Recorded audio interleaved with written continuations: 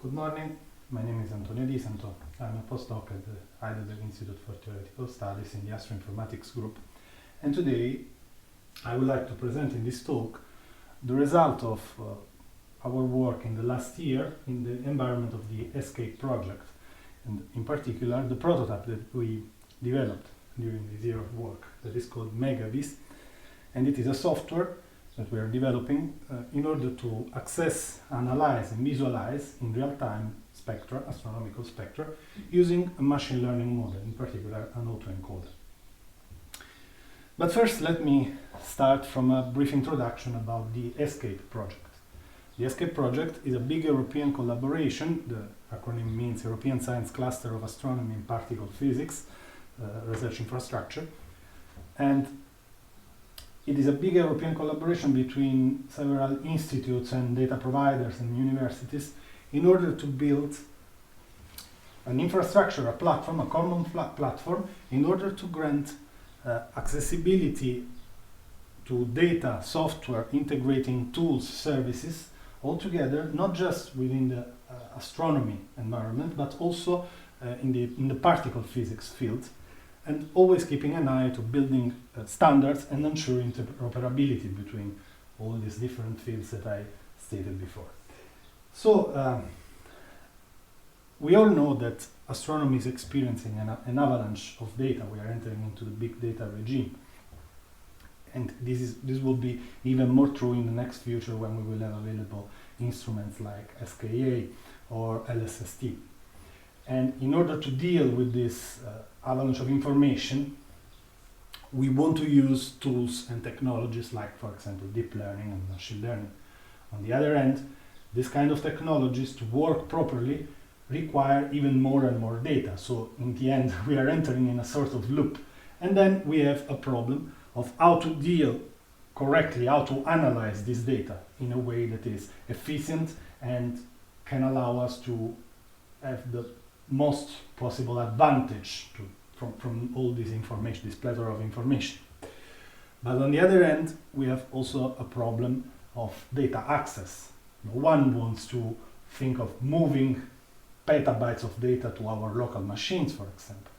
And the ways in which we access data from our databases, our service, simply do not scale with the amount of information that is provided by modern survey and from the future ones. In particular, because they are based on explicit search via criteria. So we need to think to ways of perhaps bringing code to the data in order to correctly analyze them, and to new ways of searching and access to our databases in an implicit way based on different paradigms, like, for example, search for similarities. And we thought at the beginning of our work within the project that dimensionality reduction could be a good way, a good tool to tackle this problem. This because in the past we already had experience in working on dimensionality reduction problems. Here I'm showing results obtained by colleagues of my group in two different fields. The first one is a work about the classification of radio galaxies using PINC, a tool that is based on self-organizing maps. And the second one is a combination of an autoencoder with an echo-state network in order to perform classifications and analysis of time series data. So, with this experience in mind, we started collaborating with colleagues from ESO and from the CDS in order to work on data taken from the ESO archive. We want to add value and add the possibility to analyze and to access in a different way to the huge amount of data that are currently available within the ESO archive. And in particular, we selected two different data sets corresponding to two different instruments in the specific spectrum. The first one is ARPS. ARPS is a spectrograph mounted on the ESO La Silla 3.6 meter telescope that provides something like 267,000 high-resolution spectra that are being meant to search for exoplanets. These spectra are multiple observations of unique sources, something in the order of 7,500 sources. The second dataset, UVES, is taken from a second spectrograph that instead is mounted on the VLT, on the Cerro Paranal. And this dataset contains, instead of what happens for ARPs that are just stars, basically, in this case we have more heterogeneous data in the order of 123,000 high-resolution spectra. And so here you can find different classes of sources, so stars, galaxies, quasars, whatever you can think of. And then we started building our prototype. Our prototype that is mainly based, as I said at the beginning, on a particular model of machine learning, an autoencoder. The autoencoder will be the main engine of the prototype, and it is a neural network, a model of neural network that works in an unsupervised way.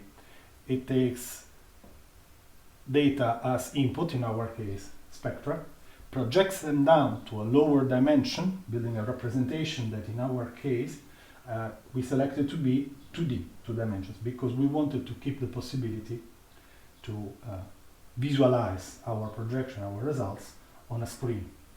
And then the model tries to rebuild the original data in a way that is as close as possible to the original inputs. And so we, developing the prototype, we try to follow some golden rules in order to achieve some goals. We wanted that the prototype had to be not just sticky on the autoencoder model, that should be the main engine, but should keep the possibility to use different models in order to perform the dimensionality reduction, so multimodal. It should be explorative, so the user should be allowed to explore the data and have, in a single snapshot, a view of the entire dataset and then interact with it. It should be general, so not just limited to these 2 datasets, but keep open the possibility to import new dataset, analyze different kind of data, and so on. It should be agile, running on a simple laptop, allow for visualization in real time of the spectra, interactive, so leaving open the possibility to retrain the model, to change loss functions, to do different operations with the datasets. And finally, support the VO tools. It should be VO friendly. And using these golden rules, we gave a name to our prototype and we called it MEGAVIS.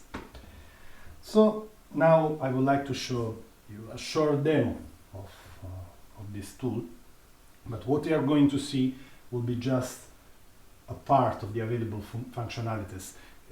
So if you should be interested, please ask or contact me eventually. So let's start. This is the main interface that we have, and here you can see the projections, the projection space in 2D. So each point here corresponds to a spectrum that has been, or the model has been already pre-trained, the autoencoder. And here I have several buttons that allow to perform the different operations and use the different functionalities of the tool. It is a Python tool based mainly on Matplotlib and TensorFlow. So now let's start to really use it. And in this second plot, you can see the predicted spectrum, the rebuilt spectrum corresponding to each position where I'm moving my cursor in the projection space. So in real time, the model is taking those coordinates corresponding to that position and using them to rebuild the spectrum.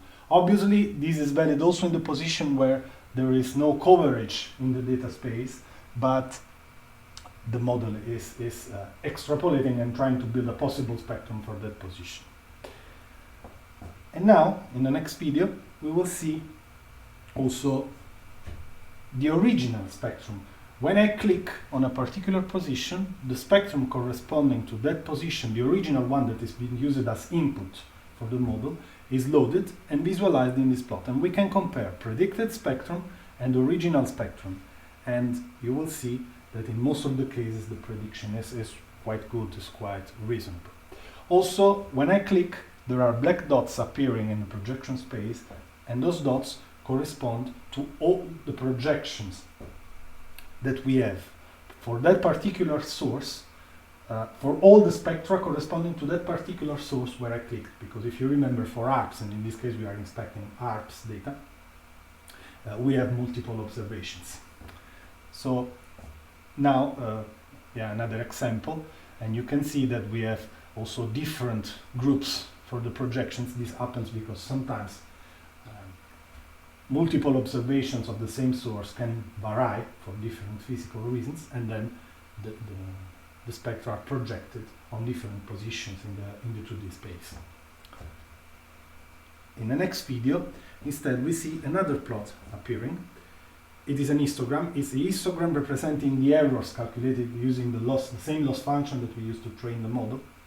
And in this plot, we can do selections. As you can see, I selected the red area, and the projection is updated in real time with the objects that I selected, the area that I selected, and I can click on the button retrain, and the model is in real time retraining the autoencoder.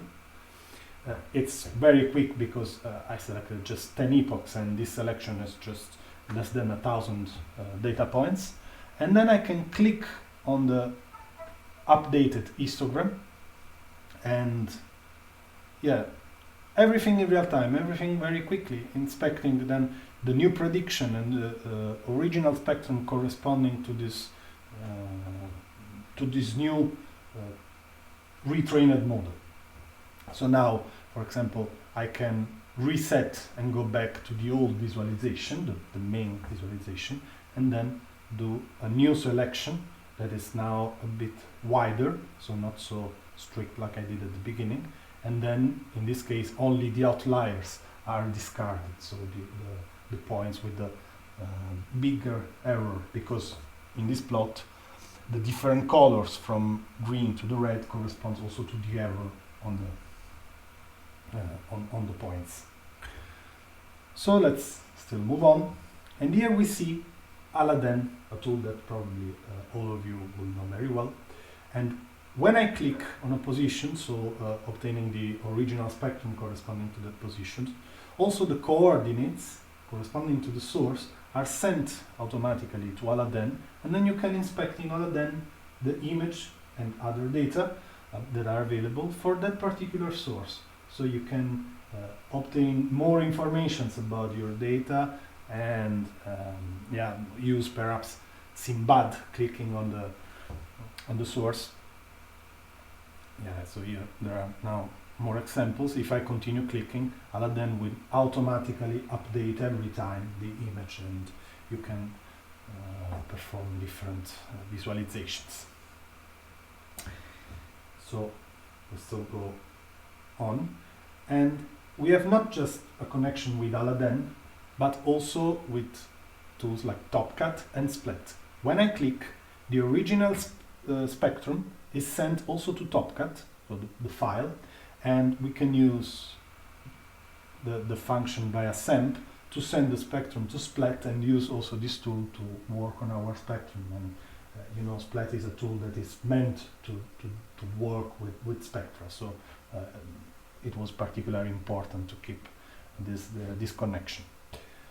Also, it is possible to perform selections in the projection space. So here I'm selecting this particular region, and I can save this selection, clicking on the button Save Select, and when I do it, a file is sent automatically to TopCat, is created and sent to TopCat, and in this file you have all the data corresponding to the selection that I did. So the source, the name of the source, the name of the file, and the coordinates. So you see that in this way you can have the entire snapshot of the archive, the entire archive. And then you can very quickly create new data sets, new catalogs, in order to perform your own selection, to interact with the data, train the model, experiment, see if there are particular clusters, and so on. And then you can reset and always go back to the old visualization. Let's do further. And now, another interesting function is the possibility to import your own spectrum with the button Load Spectrum. And so you select a FITS file containing a spectrum, and it will be imported by the model. So yeah, we click on Open. And now it will take a while because the model, the autoencoder engine, needs to take the spectrum, reduce its resolution because we are not working here on full resolution of the spectrum in order to keep the model quick and agile, as you saw when we retrain it. Then it has to normalize it, project it, and then we will see that the projection will appear in the projection space of the new spectrum that we imported. And also we will have a plot that it will compare the predicted spectrum, here it is, it's coming, the predicted spectrum with the original spectrum that we imported. So we can compare them, and I will say it's really good, the comparison, the prediction. Here we have the projection on the 2D space, but also we get a plot with an overview of the 10 closest spectra in the projection space to the one that we imported. And this is just to give an idea of similarity of the region surrounding the spectrum that we imported. And also in TopCat there is a file appearing containing the data about the 10 closest spectra that we already showed in the plot. So we have the source, the ID, the coordinates, and also the mean square error has been calculated as a measure of distance between the spectrum that we imported and the 10 closest. Of course, we can also select, acting in the code, a number with more closest neighbors, like 20, 100, or whatever you want. And finally, the last feature that I want to show is, again, we here imported a spectrum, we loaded it, and we have already the plots, the projection in the 2D space. The file has been created in TopCat already, so we can visualize it. And now, if we go on the button Compare Spectra, we can click in the plot, in the projection space, and when we do it, we will obtain the corresponding original spectrum for that position in the plot I showed at the beginning. But now here we will see that the root mean square error has been calculated between this spectrum where I clicked and the one where I imported. So in this way we can easily compare two different spectra. And if I click on a position that is more distant, we see that this error is obviously increasing, as we would expect, because the regions are different. And if I go to the farthest end of the plot, then of course this error is increasing enormously because the spectra will be very, very different. So this is, as I said, a very easy and immediate way to have immediately an idea of how much two spectra will differ between each other. So up to now, this is a prototype.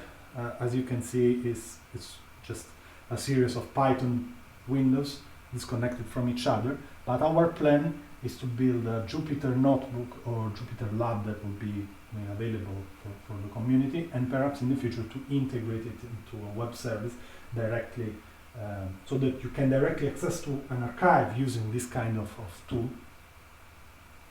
That will allow a completely new way of searching into a database, not looking at parameters like magnitudes or I don't know, coordinates or whatever, but having, as I said already many times, a snapshot of the data and searching for groups, for similarities, for outliers, manipulating the data in real time.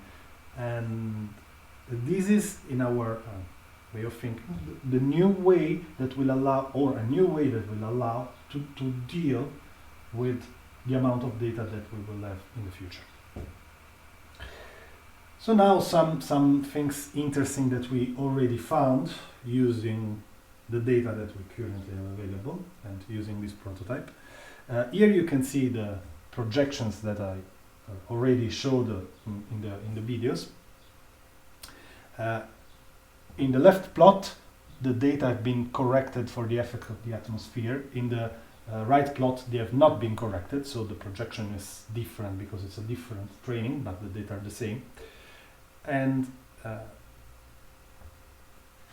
the points, the colors represent the spectral classes of the stars as obtained by Simbad. And you can see that there is a clear sequence in the data. So the objects tend to dispose and display in the projection space ordered by spectral classes. There is a bit of difference between the corrected and not corrected data. The one in the one that has been corrected, the classes are more distinct, but it's a minor effect in the end. But what we notice is that in the end what we obtain is a clear division for spectral classes. Yes.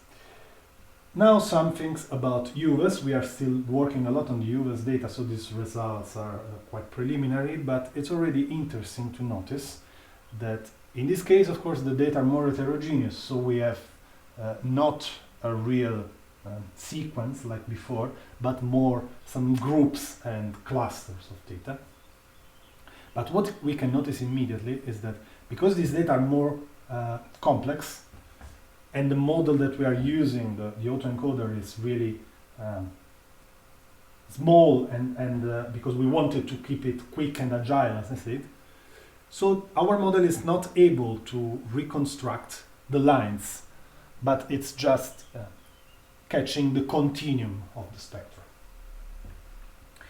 And we can notice this in different examples. So, and now I go to the conclusions. The ESCAPE project is going to be an important step in order to build a new infrastructure for data-intense astronomy, and there is a lot of work to do because we need to work on access to data products, we need to build standards, and work in the direction of bringing code to the data.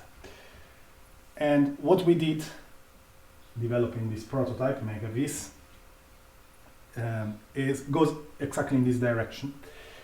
We believe that this prototype has big potential, and our plans, as I said, are to make available a Jupyter notebook or lab of this application and integrate it into web services. But the most important thing to keep in mind is that this will allow you to search in archives in a novel and explorative way, not anymore based on criteria in an explicit way, but implicitly based on similarities and on groups, on clusters. So the last thing, please give us suggestions. We would like to know what you would like to have in such a tool, or what you would like to, what you need to have in order to do your own science. So many thanks for your attention, and please stay healthy in these weird times. Thanks.